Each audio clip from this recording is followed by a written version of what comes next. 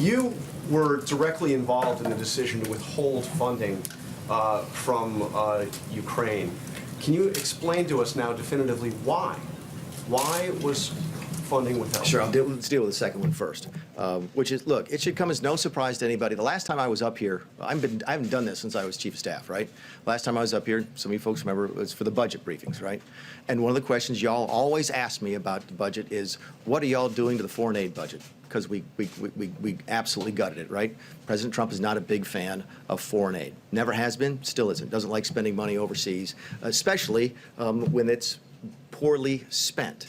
And that is exactly what drove this decision. Did he also mention to me in the past the corruption related to the DNC server? Absolutely, no question about that. But that's it, and that's why we held up the money. Now, there was a report. So the demand for an investigation into the Democrats was part of the reason that he ordered to withhold funding to Ukraine. The look back to what happened in 2016 certainly was part of the thing that he was worried about in corruption with that nation. And that is absolutely appropriate. Withholding the funding. Yeah. But to be clear, what you just described is a quid pro quo. It is funding will not flow unless the investigation into the Democratic server happened as well. We do that all the time with foreign policy. What did McKinney say yesterday? Well, McKinney said yesterday that he was really upset with the political influence in foreign policy. That was one of the reasons he was so upset about this. And I have news for everybody. Get over it. There's going to be political influence in foreign policy. I'm talking to Mr. Carl. That is going to happen. Elections have consequences, and foreign policy is going to change from the Obama administration to the Trump administration. Breonna, this has become the catch us if you can administration. What you heard from Mick Mulvaney, the acting chief of staff, a few moments ago was pretty mind-blowing. What he said to this room full of reporters is that it is legal, it is appropriate for the White House to withhold foreign aid from a country unless they investigate the opposing political party in this country. Mick Mulvaney denied after we tried to follow up with him that holding up or tried to deny that investigating Joe Biden was at the heart of this, but he did acknowledge that yes, part of the deal in order for Ukraine to get this money that was being held up was to investigate what had happened in 2016, this unproven, baseless conspiracy theory that the Democratic Party was somehow behind this plot to deny Donald Trump from becoming president in 2016. And, you know, one of the other things that you heard from Mick Mulvaney is that, well, if the president wants to put Rudy Giuliani in charge of it, that's okay, too. That there's nothing wrong with that, nothing to see here with that as well. And I think the catch me if you can aspect of this even applies to the selection of Doral, the president's golf resort, for the 2020 G7. They seem to be saying if the president decides that he's doing this, it's appropriate and it's legal.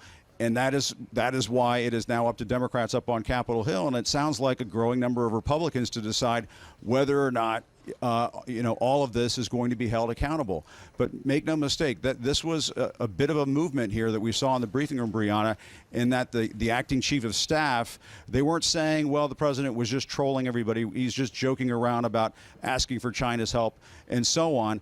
He acknowledged during this briefing today that part of the reason why that money was being held up to Ukraine was because they wanted cooperation into this investigation, into the DNC, and what happened in 2016. I think that's a pretty remarkable admission coming from the acting chief of staff. But again, you could almost read between the lines here where the acting chief of staff was almost saying to everybody in the room here, catch us if you can. Some very sad breaking news to report to you this morning.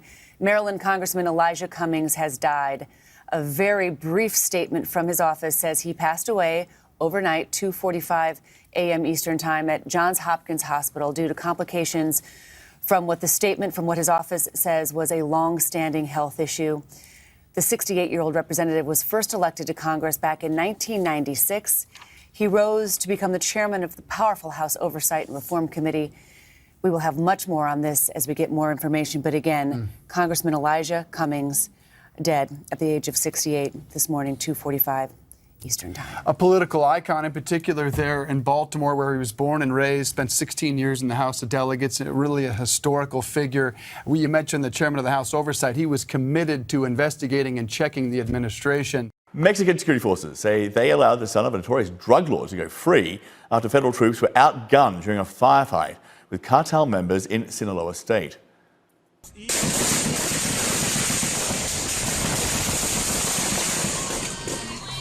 Officials say heavy gunfire came from a house where Ovidio Guzman, son of the drug kingpin Joaquin El Chapo Guzman, was hiding. He was eventually detained.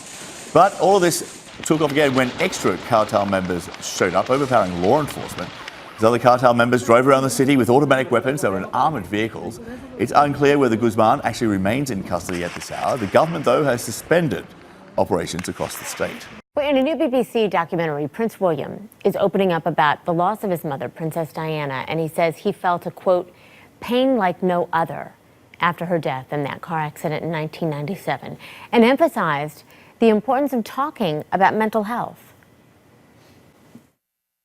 I think when you are bereaved at a very young age, anytime really, but particularly at a young age, I can resonate closely to that, you feel pain like no other pain, and you know that in your life it's going to be very difficult to come across something that's going to be even worse pain than that.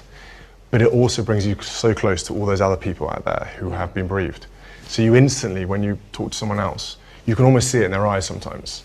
It's a weird thing to say, but I can, somebody's, particularly me, someone's desperate to talk about bereavement, you can kind of pick up on it quite quick. You can see it, can you? Yeah, they want to talk about it, but they want you to go first. They want you to say it's okay. They want to have your permission that in that particular conversation one-on-one, it's okay to talk about bereavement. CNN royal commentator Victoria Arbiter is with me now. Victoria, I'm struck by this because this doesn't happen very often, first of all, that he even talks about his mother in this context. They don't publicly open up, as he said. It's not something that they normally do. What does it tell you about how serious he is about combating mental health that he's going to open up about this now? Christy, I think this is incredibly powerful. The Young Royals Mental Health Initiative is not new. This has been something that they have been driving, that they are very passionate about. But seeing William speak this openly, this honestly, I think this is going to have a dramatic impact on other people, because it's easy to assume those in rich and powerful positions, those that are famous, well, they don't have any problems. What could they possibly be upset about? Their lives aren't affected. But actually, when you see a famous footballer, when you see someone like Lady Gaga, who's worked with Prince William before, when you see Prince William speak about their own mental health struggles, suddenly that opens up a whole world of possibility to people that have perhaps been too embarrassed to talk about it before. Even in that clip you just showed, they were highlighting the fact that people are embarrassed to say if there's something going on. If you see someone bleeding on the side of the road, you run over and you help them and you get them to hospital. If someone is bleeding mentally inside, there's a stigma still attached to that. And so William, I think he's just knocking down all kinds of walls with this, and it's such an important topic. Tropical systems come in all shapes and sizes. You have tropical depressions, tropical storms, and once it is strong enough to become a hurricane, you have 5 categories, with Category 5 being the strongest. The states most frequently hit by a hurricane: Florida, Louisiana, and Texas. But as much as we know about hurricanes, forecasting them is still a challenge. Just as we name each storm has its own personality. Like Katrina in 2005, which intensified rapidly overnight, going from a Category 3 to a Category 5. It became the 4th most intense hurricane on record as of that time. And the forecast track can change dramatically, like Erica in 2015. Or a system that can be viewed as relatively weak, like a tropical storm, could end up like Tropical Storm Allison in 2001. The remnants of the storm stalled over southeast Texas, dumping 35 inches of rain over Houston in just 5 days. The storm became the first non-hurricane to have its name retired.